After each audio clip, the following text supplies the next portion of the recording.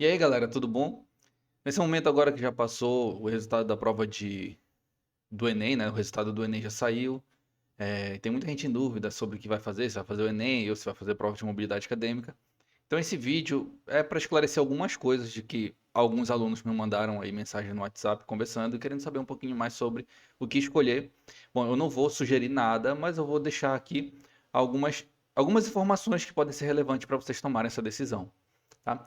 Primeiro é o seguinte, se tu tá saindo do ensino médio agora e tá tentando, por exemplo, medicina ou não conseguiu ser aprovado, mas na segunda chamada, quem sabe aí pode ser chamado, fica na expectativa. Mas caso não seja aprovado, tu pode, por exemplo, escolher um curso ou outro curso que tu possa ver aí na UFPA, um curso que seja, por exemplo, algo do teu interesse. E tu pode depois trocar esse curso pelo método de mobilidade acadêmica, tá? Para quem não sabe o que é mobilidade acadêmica, eu estou deixando por aqui pelo vídeo um vídeo meu já falando um pouquinho sobre isso. Então tá, o resultado do Enem passou, mobilidade já aconteceu ano passado e tem agora a probabilidade de acontecer a mobilidade esse ano, tá? E aí tem muita gente que já está fazendo um curso, já concluiu e não sabe se parte para o Enem, porque o Enem é certeza de que vem várias vagas, né, todo ano, ou se vai fazer uma mobilidade acadêmica. Então, qual dos dois seria a melhor opção? Bom, eu separei aqui algumas informações que eu acho que a maioria de vocês já sabe, que é o seguinte, ó, mas detalhei aqui mais algumas coisas para vocês ficarem cientes em relação a isso, que é o seguinte: as diferenças entre essas duas provas, tá? Para a gente analisar melhor e tu tomar a tua decisão em relação a qual seria a melhor estratégia, tá? Bom, tem muita gente que estuda para o Enem e ao mesmo tempo se prepara para a prova de mobilidade acadêmica. É, bom, eu acho que para isso a pessoa precisa ter um tempo a mais, porque o Enem é uma prova cansativa, né? Porque são 180 questões, como todo mundo sabe, né? Além das 180 questões, tu tem todas as disciplinas, né, lá, e além das disciplinas, tu tem também a questão da redação. Tá certo que o tempo de prova é bem maior, né? No primeiro dia aí tu tem 5 horas e meia de prova, e no segundo dia tu tem agora 5 horas de prova, né? Antigamente era 4 horas e meia, agora vem com essa nova. Eu não sei se isso é verdade, viu, gente? Se essa informação é verdade, mas parece que agora o segundo dia vai vir com 5 horas de prova.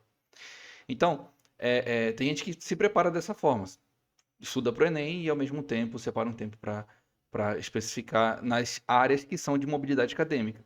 Aí na mobilidade acadêmica nós temos só essas três áreas, que é português, biologia e química, tá? Não tem redação.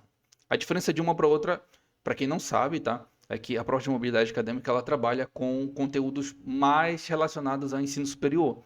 Então são questões mais difíceis, mais bem elaboradas, inclusive.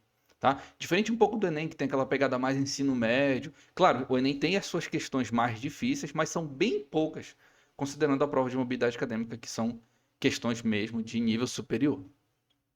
A diferença entre elas é que, por exemplo, para o Enem, tu precisa ter uma preparação mais específica, tá? Tu precisa separar mais tempo durante a semana para estudar. Por exemplo, para quem estuda, está fazendo alguma faculdade e está trabalhando, é um pouco mais difícil o Enem, porque tu precisa separar um tempo da semana, por exemplo, todo dia da semana tu precisa separar aí um tempinho para estudar, né? Para se dedicar aos conteúdos do Enem, tá? Não porque o Enem seja mais difícil, mas é porque ele tem todas essas disciplinas, tá, gente? Então, ele acaba sendo um pouquinho mais cansativo, digamos assim, tá? E também a questão da prova ter praticamente um tempo de aproximadamente, né, 3 minutos e meio por questão, no caso do Enem, tá? Então acaba sendo isso se tu for considerar também lá o tempo da redação como 1 hora de tempo, né? Então isso acaba sendo um pouquinho mais cansativo, tá? Mas agora, se tu já tem o ensino superior completo ou está cursando, tá? Algum curso do ensino superior, tu pode tentar ir pela mobilidade acadêmica, tentar medicina, tá? Ou qualquer outra área, tu pode trocar de área. A prova de mobilidade acadêmica, nós já sabemos que são 40 questões. O tempo de prova, mais ou menos, são 3 horas. Então, se a gente for fazer uma divisão aí, para querer saber quanto tempo mais ou menos é por questão, é aproximadamente 4 minutos e meio por questão. Ah, então, agora eu vou fazer mobilidade acadêmica, porque o tempo é maior. Não é bem assim, viu, gente?